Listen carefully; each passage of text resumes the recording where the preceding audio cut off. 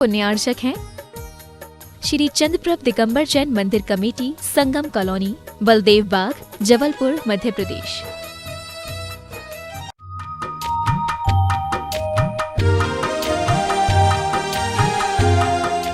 नमो आयर्याणं नमो वज्रायाणं नमो लोये शव्यशाहूणं। पंच परमेष्टि भगवान की, आचार्य श्री गुरुवर कुंद कुंद महाराज की, आचार्य श्री गुरुवर विद्यासागर महाराज की। जिज्ञासा समाधान के सत्र में सर्वप्रथम जिज्ञासा के लिए आमंत्रित कर रहा हूं। हमारे बीच उपस्थित है प्रदीप कुमार जी रद्दी वाले। वे आकर सर्वप्रथम अपनी जिज्ञासा रखेंगे और उसके बाद श्रीमती मधु दिनेश जैन जिज्ञासा के लिए तैयार रहे।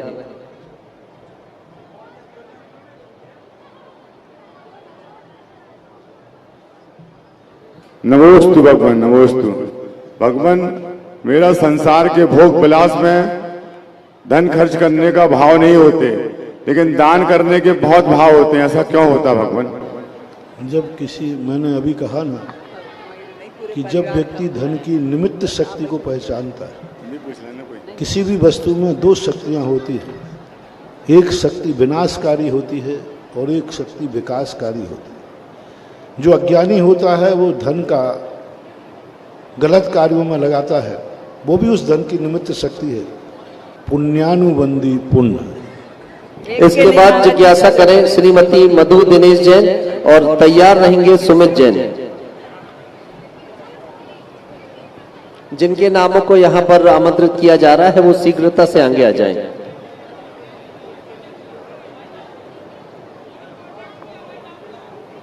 आगे नाम है श्रीमती मधु दिनेश जैन जिज्ञासा करें और तैयार रहे सुमित जैन। बेबी कृपया आगे आ जाएं सुमित जैन। गुरुवर, मेरा और मेरे परिवार की ओर से बारंबार नमोस्तु। मेरी ये जिज्ञासा है कि हमारी किस्मत में जो होता है वही होता है कि उसे हम अपने कर्मों के द्वारा बदल भी सकते हैं। किस्मत क्या चीज है? किस्मत हमने खुद लिखी हुई है। किस्मत कोई भगवान नहीं लिखता। भगवान कोई हमारा मुनीम नहीं है जो हमारी किस्मत बही खाता लिखता रहे। किस्मत हम खुद लिखते हैं।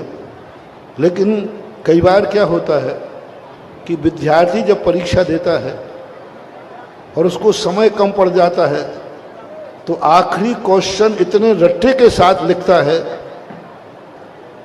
कि उसकी राइटिंग ही समझ में नहीं आई। मास्टर यदि उसी विद्यार्थी को बुला के कहे भाई तू ही खुद पढ़ दे, तो वो भी नहीं पढ़ पाएगा, क्योंकि आखिरी में वो ऐसा ही लिखता है। इसी प्रकार अपनी जिंदगी की जो किस्मत की कॉपी है, हमने इतनी फास्ट लिखी, हम इतनी बेहोशी में लिखी, अपने बेखबर होकर लिखी कि हम खुद कहते हैं कि ये किस्मत क्या मेरी है? किसी ने मेरी किस्मत में ये लिख दिया?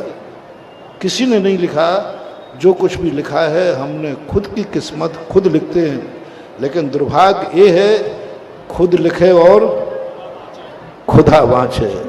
खुद अपनी किस्मत लिखते हैं और फिर उस किस्मत को वांचने के लिए हम जोशियों से पूछते हैं देखना मेरी किस्मत में क्या लिखा। फिर हम पूछते हैं कि देखना मेरी रेखा में क्या लिखा। कुछ नहीं, जो अपन ने लिखा है हमारी खुद की कॉपी हमने खुद लिखी है। इसलिए किस्मत से ही जो कुछ होना है होगा, लेकिन उस किस्मत को हम बदल भी सकते हैं। उस किस्मत को यदि हमारा सच्चा पुरुषार्थ है, हमारी अतीत में गलती है, उस गलती का प्रायश्चित होता है। गलती को यदि व्यक्ति सुधारने का मौका दिया जाता है, यदि हमारी किस्मत में कुछ गलत लिखा है तो वर्तमान में यदि हम उस गलती को सुधार लेते हैं और भविष्य में उस गलती का न करने का नियम लेते हैं तो हमारी किस्मत में बदल जाता है। ऐसा है नीतिकारों ने लिखा कि अच्छे कार्य करने वालों के लिए भी किस्मत की लकीरें बदल जाती हैं, ऐसा लिखा। नमोस्तु अब गुरुवर। जिज्ञासा करें सुमित जैन और उसके बाद तैयार रहे महोत्सव में जो माता मरु देवी है सुमन जैन। सुमित माता मरु देवी आप आ जाएं। श्रीमती सुमन जैन अपनी जिज्ञासा रखें और उसके बाद तैयार रहे मुकेश जैन। महाराज श्री के चरणों में त्रैबार नमोस्तु नमोस्तु नमोस्तु। महाराज श्री, जब सभी द्रव्यों में उत्पाद व्यय द्रव्य युक्त होते हैं तो वो सिद्ध परमेष्टि में कैसे होते हैं, ये समझ में नहीं आता। सिद्ध परमेष्टि भी एक द्रव्य है।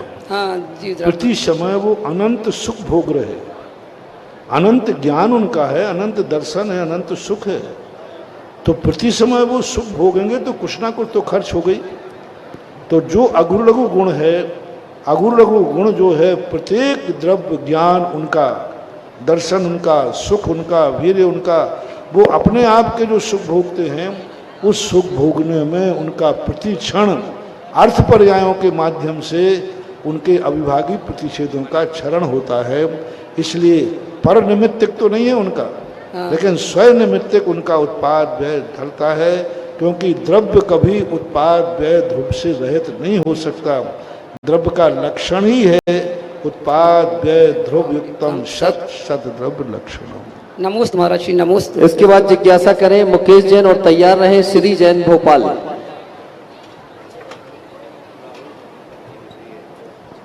हमारे आराध्य गुरुदेव के श्री चरणों में हमारा और हमारे परिवार की ओर से त्रैवार नमोस्तु महाराज जी, नमोस्तु महाराज जी, नमोस्तु महाराज जी। हमारी जिज्ञासा है महाराज जी कि तीर्थंकर भगवान का समोषण लगता है, तो जैसे बाहुबली भगवान हुए, भरत भगवान हुए, इनका भी समोषण लगता है क्या? अभी आपने प्रवचन में आपने सुना होगा, भरत बाहुबली की वो निमित्त शक्ति नहीं जागी थी, उनकी उपादान शक्ति जाती थी भगवान बने, लेकिन उनकी ऐसी निमित्त शक्ति नहीं जागी थी जिससे वो जगत के कल्याण के रूप नियामक हो जाए। हालांकि भरत बाहुबली ने भी लाखों वर्षों तक उपदेश दिया, भरत बाहुबली ने लाखों वर्षों तक उपदेश दिया, लेकिन समोषण की रचना रंग रख करके गंध कुटी की रचना की गई। बाहुबली ने भी जगह जगह पर उपदेश देते थे, आदिनाथ भगवान के समोषण में भी गए, भरत ने भी उपदेश दिया लाखों वर्षों तक, लेकिन उनका जैसा भगवान का निमित्त शक्ति जागी थी वैसी उनकी नहीं जागी थी। जिज्ञासा करें श्री जैन भोपाल और तैयार रहें हर्षा जैन भेड़ाघाट।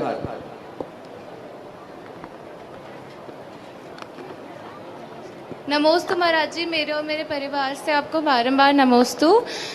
मेरी आपसे ये जिज्ञासा थी कि जो नर्क में जो नारकियों को सज़ा देते हैं उनको क्या पुण्य मिलता है और उनको सज़ा कौन देता है? कर्म वहाँ पर स्वयं अपने आप सजा होती है।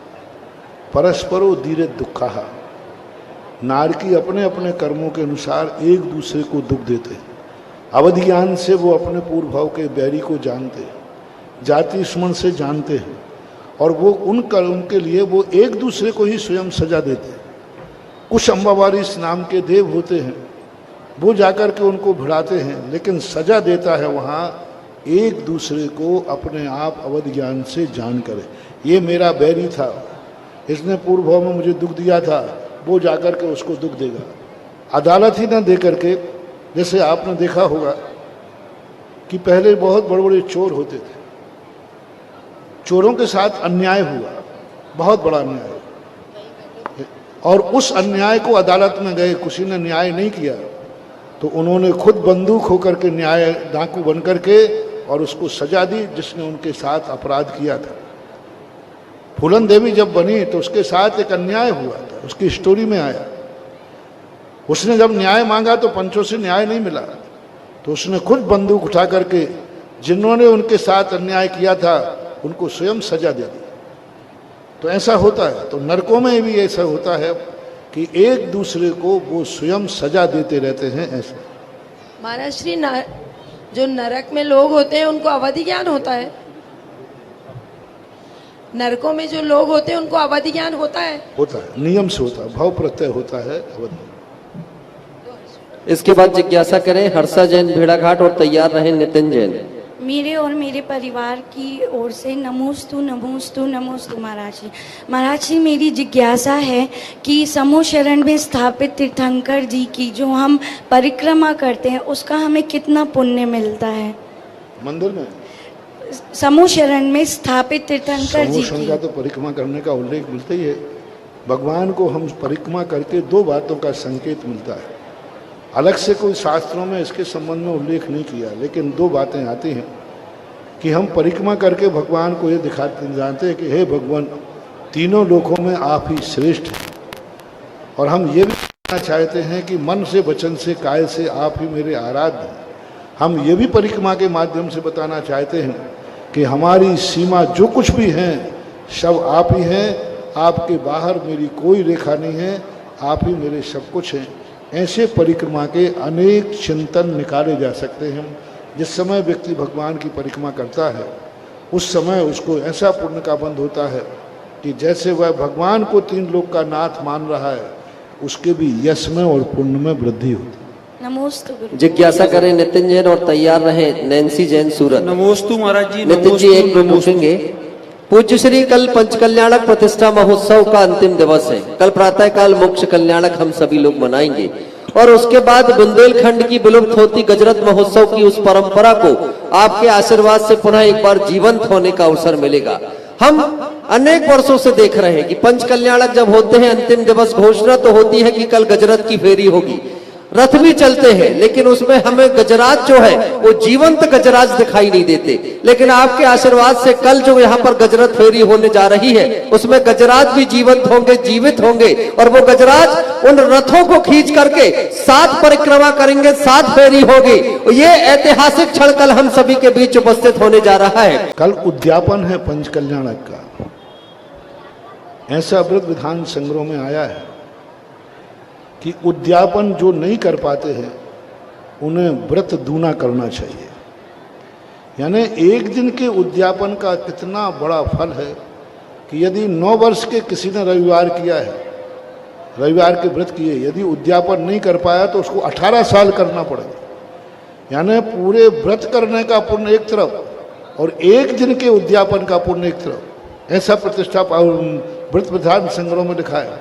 उद्यापन के बिना व्रत कभी खत्म नहीं होता, उद्यापन न करने पर दूना होता है। इसी प्रकार पंचकल्याणक का जो उद्यापन है वो कल सुबह होने वाला है और जो कल पंचकल्याणक का उद्यापन नहीं कर पाए उसे दोबारा पंचकल्याणक करना पड़ेगा।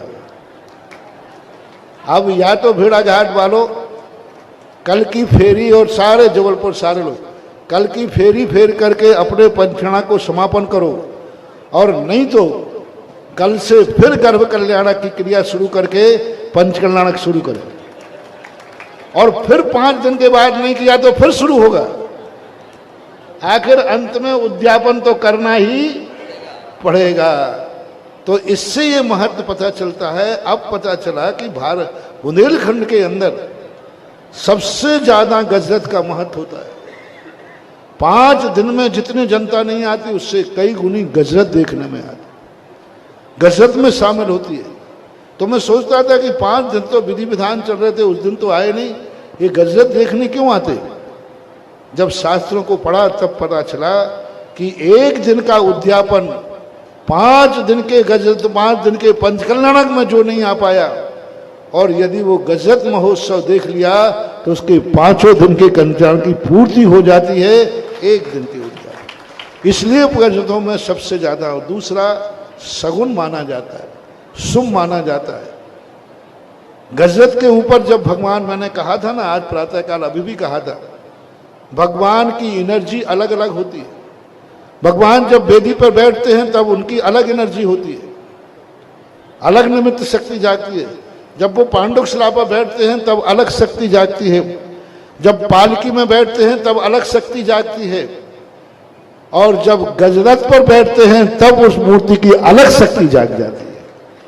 यानी निमित्त को पाकर के जो महान शक्तियां होती हैं उनमें एक ऐसी निमित्त शक्ति होती है, जैसा निमित्त बनता है वैसा ही उनका वैभव।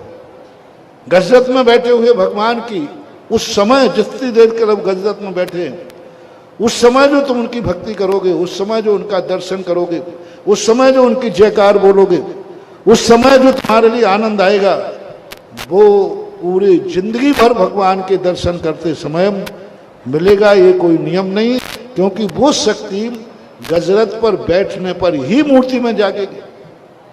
पुजवर मांगनंदी महाराज ने कहा, भगवान जिस वेदी पर बैठे हैं उस वेदी पर आप अभिषेक कर रहे हैं, आपको वो गंधोदक नहीं मिलेगा।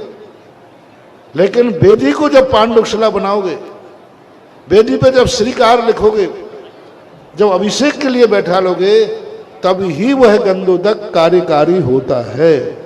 इसलिए कल जो तुम्हारा उद्यापन की जो परंपरा है, बस एक ध्यान रखना, आप लोगों को हमेशा दोपहर में गजरत निकालने की परंपरा है, लेकिन अभी गर्मी बहुत है, इसलिए सुबह 7 बजे गजरत की फेरी चालू होना चाहिए। यदि तुम लोगों की भावना हो कि भगवान के साथ मैं भी 7 परिक्रमा लगाऊं, भगवान के गजरत के साथ मैं भी चलूं, तो थोड़ा जल्दी शुरू करना, क्योंकि लेट हो जाने के बाद आप तो चल लोगे, गजरत भी चलेगा, लेकिन मैं नहीं चल पाऊंगा। इसलिए आप लोगों की ऐसा भाव हो कि महाराज भी गजरत की फेरी में साथ चलें, तो थोड़ा समय का ध्यान रखें। भाव है कि नहीं? मैं चलूंगा नहीं चलूंगा, कोई बात नहीं था, क्योंकि मेरे लिए तो कुछ फर्क पड़ने वाला नहीं, लेकिन आपको जरूर पड़ेगा कि भगवान की फेरी के साथ यदि साधु साथ है तो तुम्हारा सोने में सुहागा है। यदि राय है, सबकी सलाह है कि मैं भी चलूं कि नहीं, तो फिर बस एक संकल्प करो कि 7 बजे और 7:30 के बीच में गजरत की फेरी प्रारंभ हो जाना चाहिए। आप लोगों को लेट आने वाले लोग लेट आएंगे, फिर बाद में आएंगे, वो नहीं होना चाहिए। जितने जल्दी निकाल लोगे उतने ही जल्दी, क्योंकि 7 फेरी में टाइम लगता है, और फिर अच्छे जल्दी हो जाएगी तो फिर समापन पे यहाँ प्रवचन भी हो जाएगा, फिर आपको आशीर्वाद भी मिलेगा। इसलिए समय का थोड़ा ध्यान रखें। कल सभी इंद्राणी पंडाल में कितने बजे बुलाया?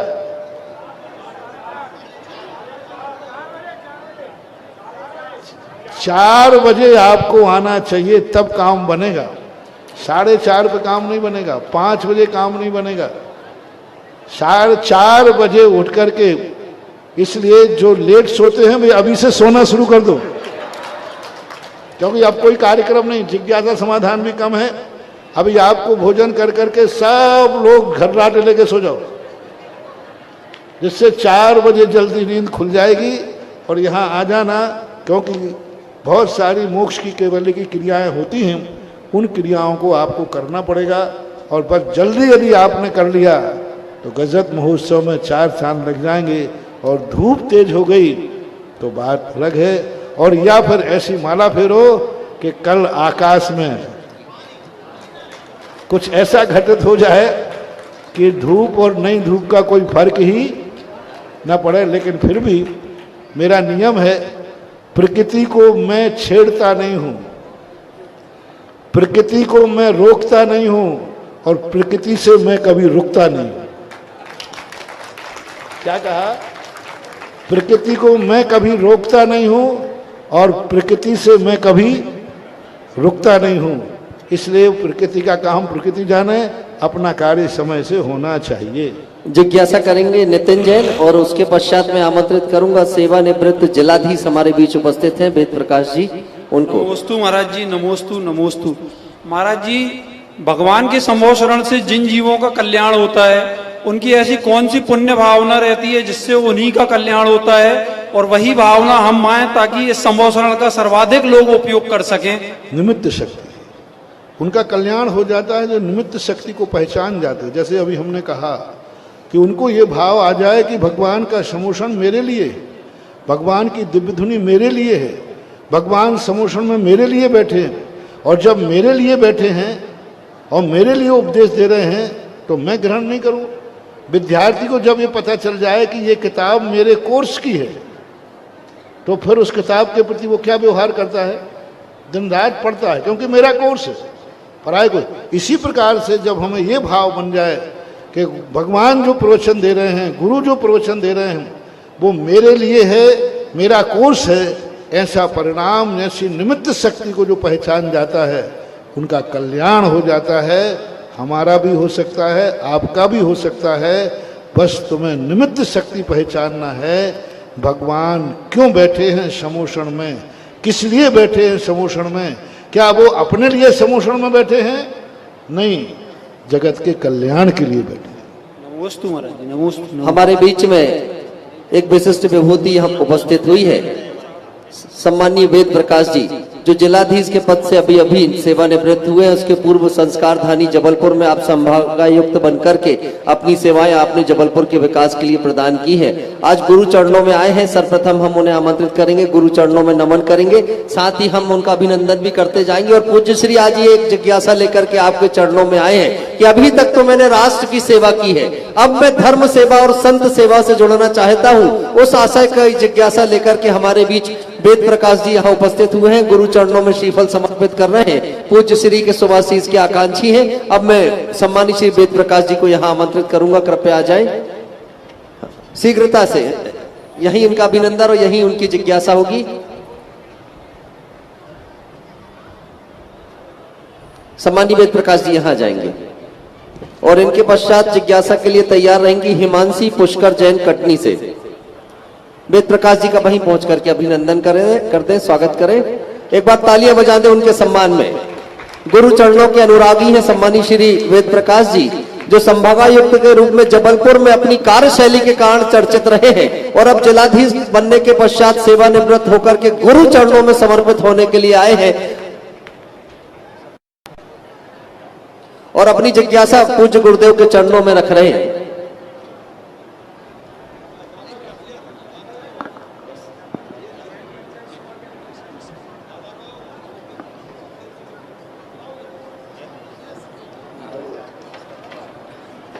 आदरणीय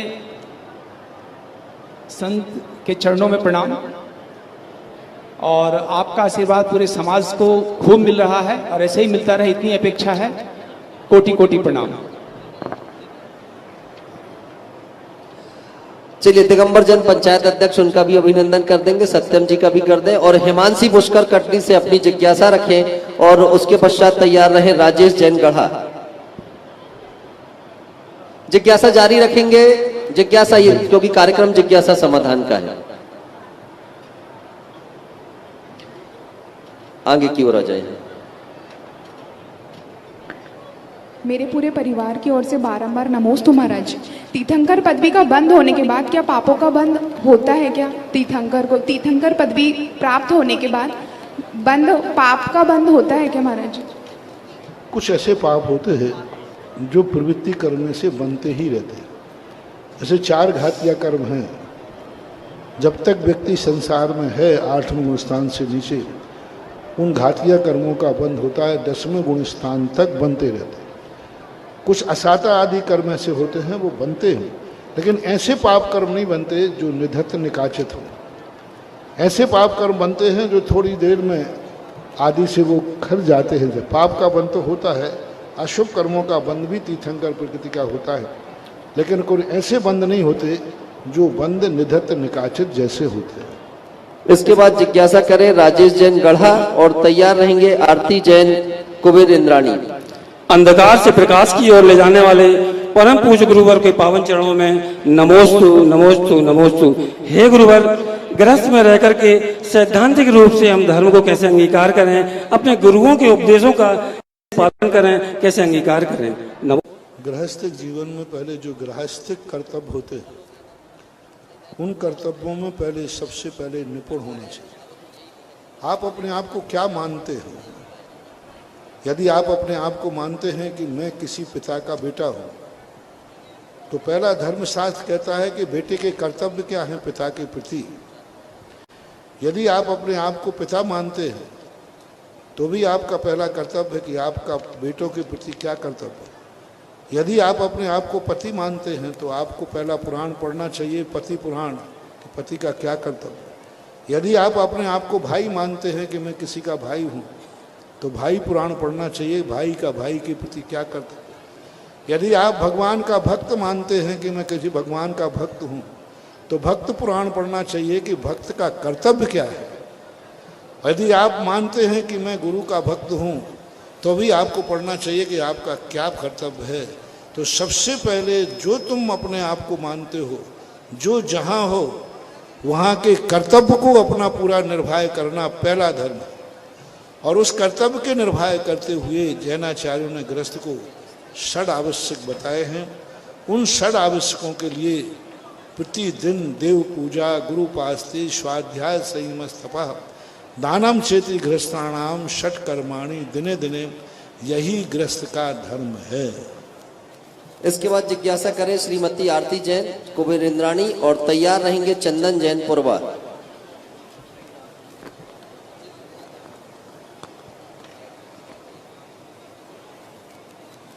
परम उपकारी गुरुवर के चरणों में बारंबार नमोस्तु। महाराज श्री, मेरी जिज्ञासा यह है कि 2019 में हमने गुरुकुल पंचकल्याणक में बैठे थे। उस समय भी पूज्य सागर जी महाराज सामने थे और आज भी हमको पूज्य सागर महाराज जी मिले, तो ये निमित्त क्या दर्शाता है? हम निमित्त है तो संसार साधु भी घूमते रहते हैं और पृथ्वी गोल है तो घूमते घूमते आ जाते हैं और निमित्त बन जाता है, ऐसा माने। इसके बाद जिज्ञासा करें चंदन जैन पुरवा, और तैयार रहे मुस्कान जैन। नमोस्तु गुरुदेव। मेरी जिज्ञासा यह है गुरुवर कि जब आदिनाथ भगवान का जन्म हुआ था उस काल में क्या जिनालय थे? वो जिनालय थे तो किस प्रतिमा थी उस अंदर? जिस समय आदिनाथ का जन्म हुआ उस समय जिनालय नहीं थे, क्योंकि आदिनाथ का जन्म भोग भूमि के समय हुंडाव सर्पणी के कारण बिफोर टाइम हुआ, यानी कर्म भूमि प्रारंभ होने के बाद तीर्थंकर का जन्म होता है। इन्होंने जिस समय जन्म लिया उस समय भोग भूमि थी, उस समय कोई जिनालय यहाँ नहीं थे।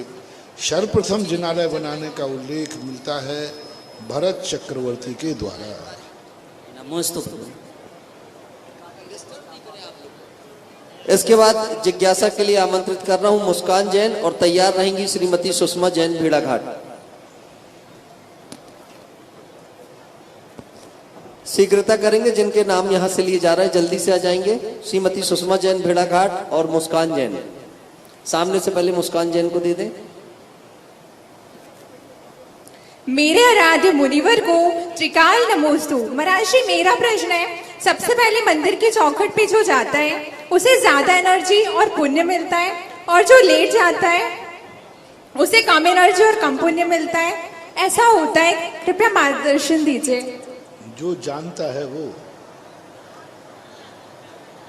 जो जाता है, जो सबसे पहले मंदिर की चौखट पे जाता है। हाँ बिल्कुल, मैंने आज सुबह ही कहा, प्रथम कलश में जो भगवान की एनर्जी होती है द्वितीय कलश में कम है, तृतीय में और कम है, धीरे धीरे घटती जाती है। मैंने आज प्रातःकाल पूरा डिटेल को समझाया था। सर्वप्रथम जो मंदिर का कपाट खोल करके भगवान का दर्शन करता है उस समय उसकी एनर्जी अलग होती है। प्रथम की यदि एनर्जी नहीं होती तो ये सारा भगवान का दर्शन इंद्राणी प्रथम करती है, उसका कितना महत्व। भगवान का अभिषेक प्रथम सौधर्म करता है, तो प्रथम का अपने आप में महत्व होता है, उसका प्रभाव पड़ता है। लेकिन सेकंड करने का बिल्कुल भी फल नहीं होता, ऐसी बात नहीं। फिर अंत में ये कहा जाता है भावों का खेल है, पहले दर्शन करने के भाव यदि अच्छे नहीं हैं तो उसको नहीं होगा, और आखिरी नंबर के दर्शन करने के भाव उत्कृष्ट हैं तो उसको उत्कृष्ट बंद होगा। दो शैलियाँ, एक होती है व्यवहारिक शैली, तो व्यवहारिक शैली में हम यही कहेंगे फर्स्ट कहलाता है, पहला कहलाता है। व्यवहार भाषा में प्रथम का महत्व अधिक होता है, द्वितीय का महत्व कम होता है। लेकिन जब सैद्धांतिक भाषा में जाएंगे तो परिणामों का खेल होता है, पहले और आगे पीछे का कोई मतलब नहीं निकलता है। जिज्ञासा करें सुषमा जैन भेड़ाघाट से, और उसके बाद तैयार रहे नीता जैन। नमोस्तु महाराज श्री। महाराज श्री, आपने मंगल कलश की महिमा बतलाई, तो आपने सुदीप से को बोला कि जलधारा करना है, आपको आज अभिषेक करना है जन्म कल्याण के दिन। महाराज जी, हमने मंगल कलश लिया और हम जुलूस में बैठ गए महाराज जी, तो एकदम से एक ऑटो का ब्रेक फेल हो गया महाराज जी, ऑटोमेटिक हमारे पैर तिरछे हो गए, और महाराज जी वो ऑटो आकर मेरे को पैर के सामने हुआ, सब लोग घबरा गए। सब लोगों ने सोचा कि हमारे पैर गए आज, तो सबने जल्दी से 100-200 लोगों ने पीछे किया उसको। समझ लिया, बहुत बड़े पाप कर्म का उदय बहुत छोटे में निकल गया जी महाराज। यही तो धर्म कभी चिल्ला के नहीं आता। अपन धर्म करते हैं तो डिंडोरा पीटते, मैंने इतना धर्म कर लिया मैंने, लेकिन धर्म के जब बंधा हुआ पुण्य अपने काम आता है, पता नहीं किस समय किस मोड़ पर किस समय का किया हुआ पुण्य काम आ जाए, इसका कोई भरोसा नहीं। इसलिए सदा पुण्य करते रहना चाहिए, वो पुण्य कहीं ना कहीं तो बीच में आता ही है। श्रीमती नीता जैन अपनी जिज्ञासा रखें और उसके बाद तैयार रहें युवा विद्वान अमित शास्त्री। नमोस्तु महाराज। महाराज जी, इस पयोदय तीर्थ क्षेत्र के पंचकल्याणक पे आज ज्ञान कल्याणक के दिन शुद्ध पंचमी का पढ़ना, ये कितना मांगने के महाराज जी? नियोग कहलाता है, अपने आप पढ़ जाए। कई बार भगवान के जन्म कल्याणक को भगवान का जन्म पड़ जाता है, महावीर जयंती का। एक बार कहीं पंचकल्याणक हुआ था तो भगवान के आदिनाथ की जन्म जयंती के दिन ही भगवान का जन्म कल्याणक था। हालांकि चैत में कोई पंचकल्याणक होते नहीं, लेकिन वो मुहूर्त ऐसा निकल आया कि आदिनाथ का जयंती और उसका आदिनाथ का कल्याणक एक ही दिन। महावीर जयंती पर जन्म कल्याणक होना बहुत बार ऐसा होता है। तो ये नियोग कहलाते हैं, अनायास काकताली न्याय से ऐसा मुहूर्त बन जाता है। इसको बोलते हैं सोने में सुहागा। इसके बाद जिज्ञासा करें युवा विद्वान अमित शास्त्री और तैयार रहे सारिका जैन ग्वालियर। परम पूज इष्ट गुरुवर के चरणों में बारंबार नमोस्तु नमोस्तु नमोस्तु। हे गुरुवर, आज सुत पंचमी पर्व जिसको आपने जिनवाणी दिवस घोषित किया है, सबसे ज्यादा यदि जिनवाणी की प्रभावना आज पूरे विश्व में हो रही है तो वह एक तो आपके माध्यम से और दूसरा आपकी प्रेरणा से जो सांगानेर संस्थान श्रवण संस्कृति संस्थान है उसके माध्यम से हो रही है। और इस वर्ष गुरुवर रजत जयंती के वर्ष में पूरे देश में शिविर लग रहे हैं, हजारों लोगों ने भाग लिया है। और महाराज श्री आपकी ही प्रेरणा से 9 जून से 18 जून तक जबलपुर में भी लाडगंज में एक भव्य शिविर का आयोजन कर रहे हैं। हे गुरुदेव, उसके लिए आपके मंगल आशीर्वाद आशीर्वचन। इस शिविर में जो पढ़ने वाले हो, पढ़ाने वाले हो, उनको क्या पुण्य मिलेगा शुद्ध पंचमी के? महाराज श्री, इससे जुड़ी हुई एक जिज्ञासा और आज आई थी। एक और तो शिविर लग रहा है मुनि भक्तों का, और दूसरी ओर एक शिविर इसी संस्कार धानी जबलपुर में एकांतवादी भी लगा रहे हैं। और वो एकांतवादी हमारे जिनालयों में हमारे कार्यक्रम में आकर के अपने फॉर्म बांट रहे हैं। और हमारे ही भक्त लोग और हमारे श्रद्धालु लोग आपके, ये सभी लोग दिग्भ्रमित हो रहे हैं इस कारण से। तो कृपया इस पर भी लोगों पर को प्रकाश डालें। पहली बात है कि सुत की जो प्रभावना है जिनवाणी की है, सबसे बड़ी चीज अभी जो प्रवचन में महत्वपूर्ण मैंने कही, भगवान ने जो कुछ भी कहा है वह अपने लिए कहा है। और जब अपने लिए कहा है तो हर व्यक्ति को जो शास्त्र हैं अपना कोर्स मान करके पढ़ना चाहिए। जैसे विद्यार्थी अपना कोर्स मान के पढ़ता है, ऐसे ही आज जो भी शास्त्र हैं आचार्यों ने हमारे लिए लिखे, भगवान ने हमारे लिए उपदेश दिया, उनने अपने स्वयं के लिए नहीं दिया। जब हमारे लिए उपदेश दिया है, संसार के हर व्यक्ति को मंदिर में अलमारी के पास जाते ही सबसे पहले ये विकल्प करना चाहिए, इसमें जितने शास्त्र हैं ये सब मेरे लिए लिखे गए, मेरा कोर्स है, बस इतना सा पहले भाव करो। और जब मेरे लिए हैं और मेरा कोर्स है तो हमारा कर्तव्य है कि हम अपनी शक्ति प्रमाण उसको पढ़ें। एक बार जब श्लोक वार्तिक को स्वाध्याय का भाव आया, बहुत कठिन ग्रंथ है, दार्शनिक ग्रंथ है, तो मेरा मन हुआ, सबका महाराज सबका मन हुआ कितना कठिन ग्रंथ क्यों पढ़ते, कोई सरल पढ़ते। तो फिर कल दूसरा ग्रंथ अपन विस्तारेंगे। जिसको रात में मेरे ध्यान में आया कि जैसे विद्यानंद जी महाराज ने कहा, बोले मैंने लिखा ही तुम लोगों के लिए था और तुम ही आउट ऑफ कोर्स कह रहे हो। मैंने लिखा काहे के लिए था, आप लोगों के लिए लिखा था और आप लोग ही इसको आउट ऑफ कोर्स करोगे। बस दूसरे दिन से हमने सोचा विद्यानंद जी महाराज ने हम लोगों के लिए लिखा है और हम ही लोग नहीं पढ़ेंगे तो फिर कौन पढ़ेगा, कितना समझ में आएगा, ये बात की बात है। तो जिनवाणी के लिए हर व्यक्ति को अपना निजी कोर्स माने कि यही हमारा कल्याणकारी है।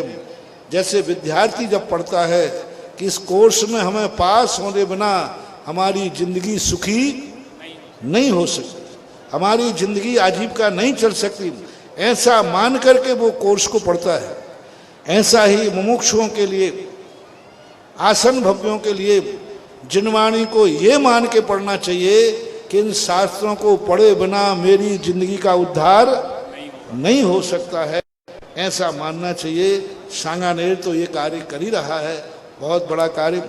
एकांतवादियों के लिए देखो, सबसे पहले आप दुकानदार क्या क्या माल रखता है ये छोड़ो, उपभोक्ता को सावधान रहना चाहिए कौन सा माल खरीदना है।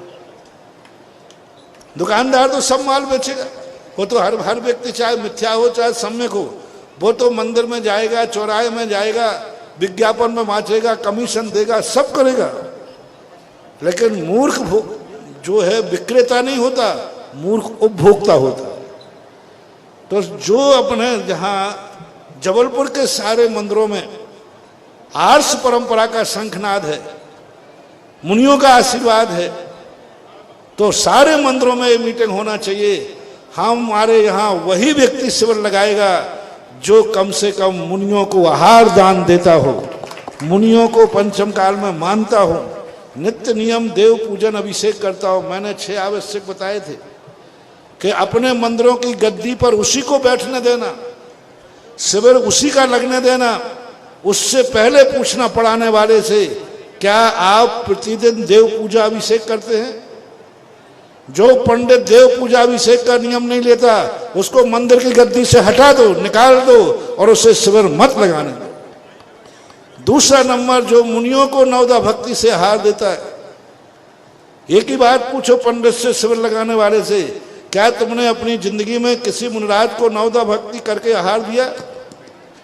यदि दिया है तो ठीक, और नहीं दिया है तो बढ़िया उसका हाथ पकड़ के बंदर से बाहर निकाल दो। उसे जिनवाणी की गद्दी पर बैठने का कोई अधिकार नहीं है।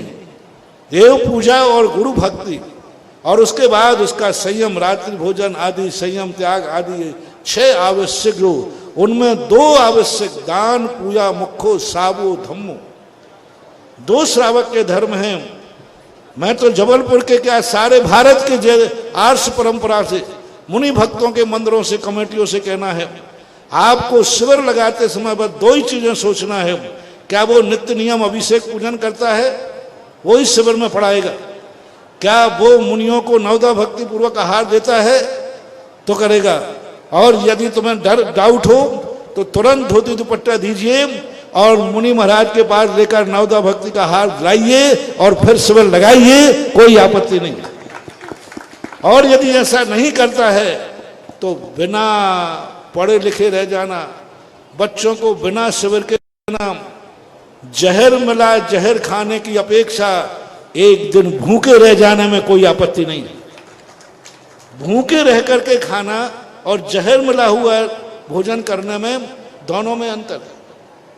तो हमारे लिए ये देखना चाहिए कि जो बच्चों को कुसंस्कार देते हो, आर्ष परंपरा के विरुद्ध संस्कार देते हो, ऐसे शिक्षा लेने की अपेक्षा नहीं लेना ही श्रेयस्कर है।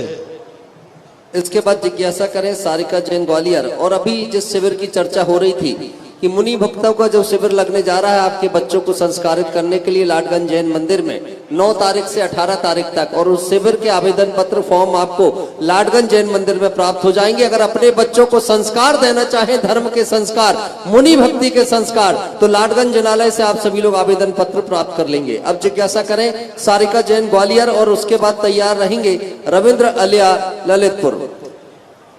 महाराज श्री के चरणों में मेरा और मेरे पूरे परिवार की तरफ से बारंबार नमोस्तु नमोस्तु नमोस्तु। महाराज श्री, मेरी जिज्ञासा है, पंच कल्याणक प्रतिष्ठा महोत्सव में सम्यक दर्शन प्राप्ति के कारण होते हैं? कृपया मार्गदर्शन दीजिए। क्यों नहीं होते? दिव्य धुनी सम्यक दर्शन का कारण है, जिन बिंब सम्यक दर्शन के कारण है। 2 चीजें सबसे बड़ी सम्यक, और जिन महिमा दर्शन। जिन महिमा दर्शन का अर्थ है जिनेन देव की प्रभावना देखकर, कल जलूस के गजरत के भगवान की महिमा देखकर कई मिलेक्ष खंडियों को सम्यक दर्शन हो जाता है। ऐसा उल्लेख आता है कि जब भरत चक्रवर्ती गजरत में भगवान को मूर्ति लेकर मिलेक्ष खंड में गया और वहाँ जब भगवान की पूजा करते देखा तो अनेक मिलेक्ष खंडियों ने सम्यक दर्शन प्राप्त किया। तो ये सारे कार्यक्रम सबसे बड़ी सम्यक दर्शन की उत्पत्ति के ही कारण हैं। उन्हीं निमित्तों के लिए ये कार्य किए जाते हैं। रविंद्र जी अलिया ललितपुर अपनी जिज्ञासा रखें, और उसके बाद तैयार रहे प्रिंसी जैन नागपुर। शिखर अलिया परिवार ललितपुर की ओर से गुरु चरणों में सादर नमोस्तु त्रिकाल नमोस्तु महाराज जी, सादर चरण बंदन।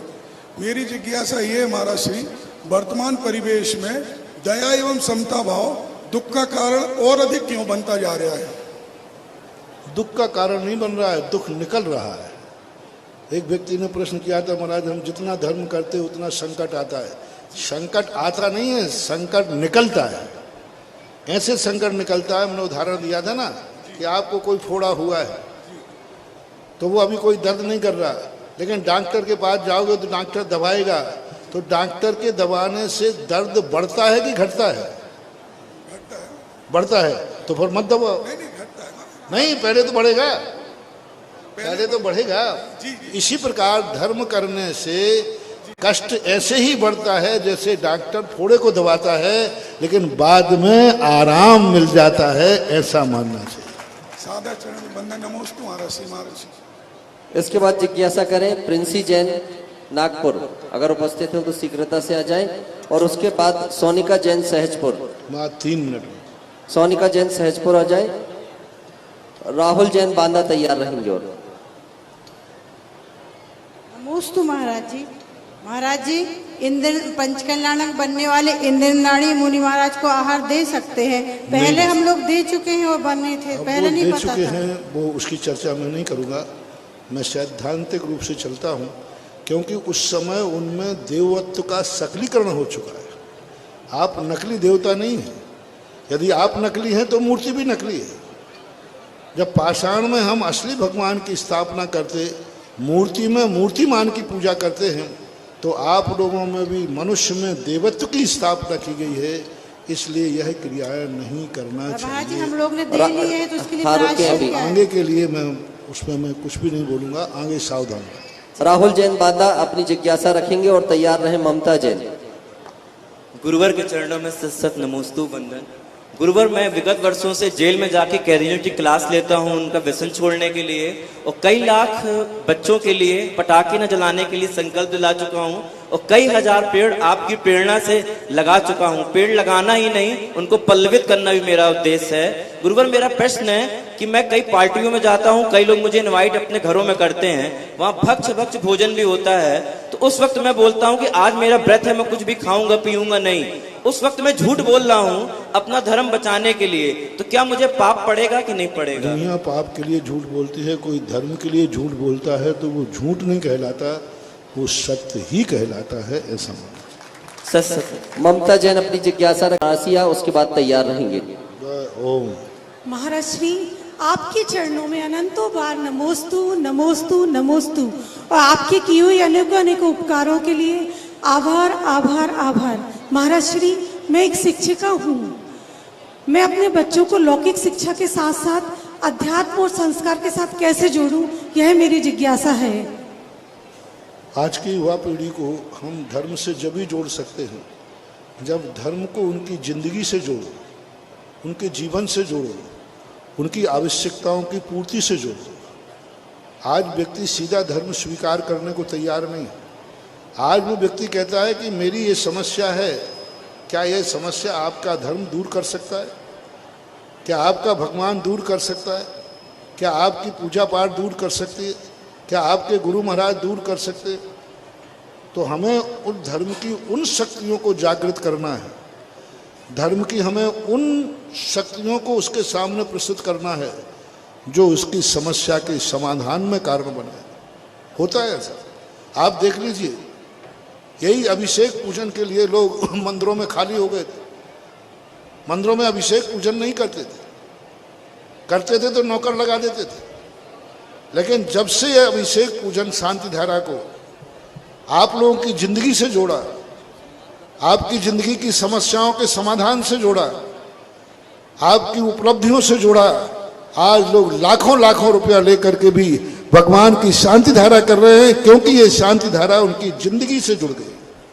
इसलिए आज की युवा पीढ़ी को हमें धर्म की वह शक्तियों को प्राप्त करो, जानने का प्रयास करो, आविष्कार करो, जिसमें उनकी समस्या का समाधान हो।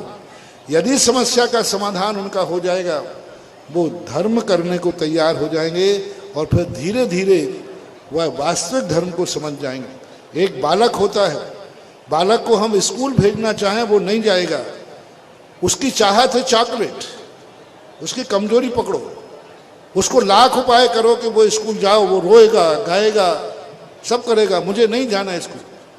अब आप उसकी देखिए कि ये स्कूल जाएगा, इसकी चाहत क्या है। तो आप क्या, बेटा देख, एक चॉकलेट मिलेगी, 2 चॉकलेट मिलेगी, स्कूल जाना पड़ेगा। अब वो कहता है चॉकलेट मिलेगी स्कूल जाने पर, वो स्कूल जाने को तैयार हो जाएगा। वो स्कूल पढ़ने को गया है कि चॉकलेट के लिए गया है? पहले बोलो, चॉकलेट के लिए गया। अब अभी तो पहले ऐसे ही बोलना पड़ेगा। कुछ साल पढ़ने के बाद फिर बेटे से कहना, बेटा आज स्कूल नहीं जाओगे तुम, घर में काम है। वो कहता माँ स्कूल तो जाना पड़ेगा, आज मेरा प्रैक्टिकल है, आज मेरा प्रैक्टिकल है। तब माँ कहेगी छोकरे आज प्रैक्टिकल है और कल मैंने तुझे मार मार के स्कूल भेजा था तब। तो ऐसा ही धर्म है, पहले हमें चॉकलेट देके उसको मंदिर भेजना पड़ेगा, बाद में वो खुद समझ जाएगा, फिर तुम रोकोगे भी तो नहीं रुकेगा। ऐसा हमें बच्चों के साथ जोड़ना चाहिए। जैसा आपने उसको स्कूल की ललक लगाई है, जिस लोग में जिस भय से, जिस डांट फटकार के, ऐसा ही मंदिर को। ऐसा एक भी बालक नहीं जो बिना रोए मंदिर गया हो, ऐसा एक भी बालक नहीं जिसने माँ बाप का थप्पड़ नहीं खाया हो स्कूल के लिए। क्या कभी मंदिर के लिए थप्पड़ मारा? क्या मंदिर के लिए कभी बच्चे के लिए आप छोड़ने गए? मायाचारी छल कपट से स्कूल में छोड़ के आते हो, वो रोता रह जाता है, तुम चुपके से भाग जाते हो।